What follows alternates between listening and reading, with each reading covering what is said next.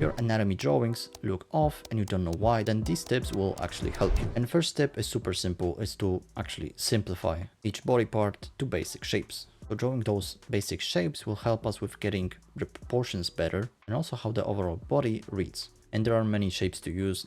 For example, for the head, I use a simple ball with a simple jaw. For upper torso, I use a simple egg shape for a rib cage with a neck hole, sternum, thoracic arch, collarbone, and a simple triangles for the trapezius muscle. Then an oval for shoulders and cylinders for the upper and lower arm. And you can also put like 2 triangles on the sides of the forearm at an angle to make the shape of the lower arm a little bit better. Now for hips, I do a simple oval with a triangle, basically like an underwear shape. Simple cylinders for upper and lower leg, and the box for the knees. And here you can do the same, where you just place those triangles on the sides of the lower leg at an angle. Now a simple rectangle for the palm of the hand, a triangle for the thumb, and cylinders for the fingers. And also you can draw each finger as 3 cylinders, but the thumb will be only 2 cylinders. And feet I simplify into 3 boxes, with a rounded top in the middle one. Now next tip is about proportions and landmarks. Basically here you want to actually learn these. So how can you divide the body into like 7, 8 or 9 heads, how tall is each body part, what you can use as landmarks, and what relationships and angles are between them.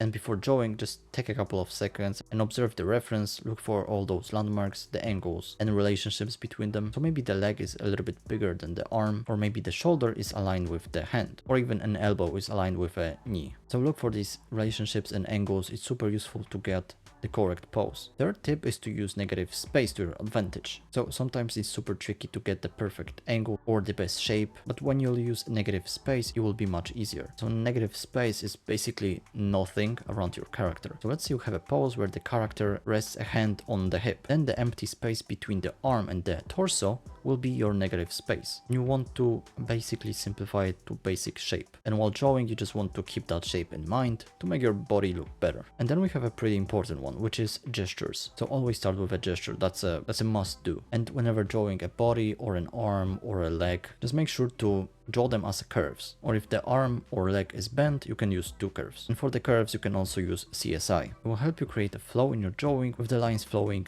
to each other. So start with gesture line and then add form on top. Now to make your shapes more appealing, we can make them taper or have a variety in sides. So one side can be straight and the other can be curved, but also we can make them flow into each other. So if you have cylinders for arms and legs, you can taper them. So basically you want to make them thinner as they go. So the widest at top and the thinner at bottom, and also make one side straight and one curved. It will 100% make your shapes more appealing. Now you won't learn drawing anatomy with only reading books or watching tutorials. So first we need to actually understand the topic that we're learning. So do the example, follow the tutorials, but also take notes and try to explain it in your own words, how the body, how the parts work and how they look. And then you need to practice that. So take references and draw a lot of body parts. You'll build the muscle memory and you'll save it into your brain. And the last step is to think in 3D. But it's super important to be able to show 3D on a 2D canvas. And whenever we're drawing something, we need to imagine it in different angles. So if the line goes behind something, it doesn't end here, it just continues behind it. So basically the line still goes behind. For example, maybe it's a neck, or maybe it's a torso that's covered by the legs. So it's super important to visualize all those body parts in different angles as you draw. And in this video, you'll learn an amazing exercise that will help you draw a body part in different angles, basically in 3D. So yeah, bye.